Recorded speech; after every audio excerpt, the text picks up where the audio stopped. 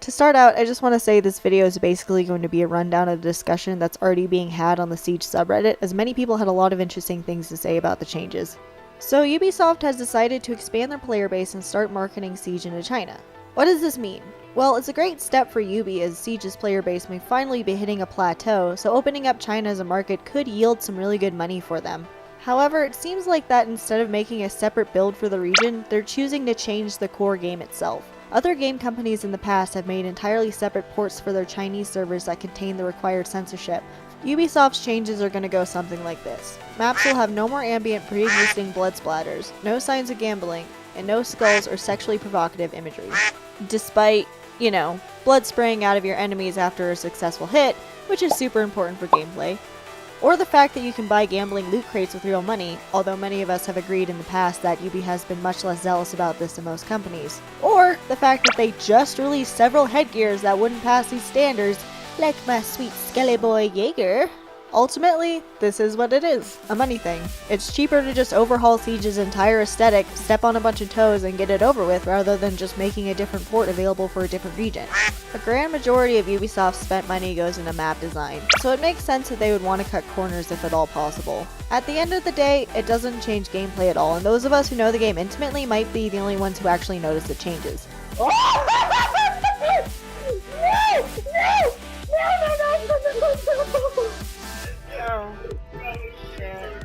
But it does say something about Ubi's dedication to capital gain over the continued and loyal player base they've already gathered over the years. Oh, it'll sting a lot. On that note, however, an issue many people, including myself, have is based around gameplay itself.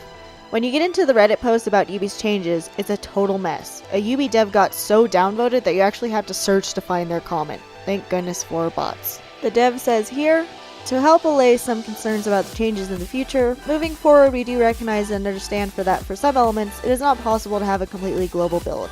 Thus, there will be some things that are split build-wise. While our goal is to maintain as close a parallel as possible between builds, we will also not compromise the core integrity of the gameplay and mechanics that exist currently. Edit. For additional clarification, this branch build will be region-locked and will not have access to the worldwide data centers to engage with our existing player base. Furthermore, VPNs will not function as a workaround. Basically, their plan is to region lock players to China so they can only play with other Chinese players. However, China has a serious problem with hacking and cheating, so most of the time they use VPNs to play in other regions. Ubi claims they're able to do a full lockdown to keep this from happening, which is odd because so far it's been nearly impossible to do. That means there's a huge potential for even more hacking and cheating than we've already seen in Siege. Another concerning part to me is how this might shape the development of the game moving forward. Why would you develop cosmetics that only a fraction of your player base can use? Why bother designing some possible intricate maps? I fear we will no longer see cool cosmetics like Jaeger's skeleton headgear, or potential awesome map locations like a casino. By limiting the possibilities in this game's design, you can kill creativity, which can hurt the soul of the game. By the way, the soul of the game is kinda like the heart of the cards, you just gotta believe it's there and it's there.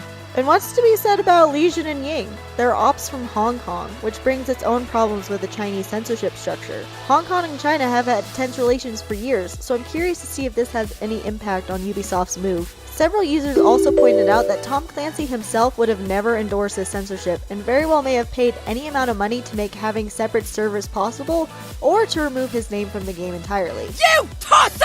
Obviously, not every Tom Clancy title since his death has been right on the money for his vision of the games and book series he poured his heart into, but these changes seem to especially twist the knife in his legacy. Although he had some admittedly extreme, conservative, conspiracy-laden values, succumbing to the will of an authoritarian regime still spits in the face of the interesting stories he created and the gaming empire he helped establish.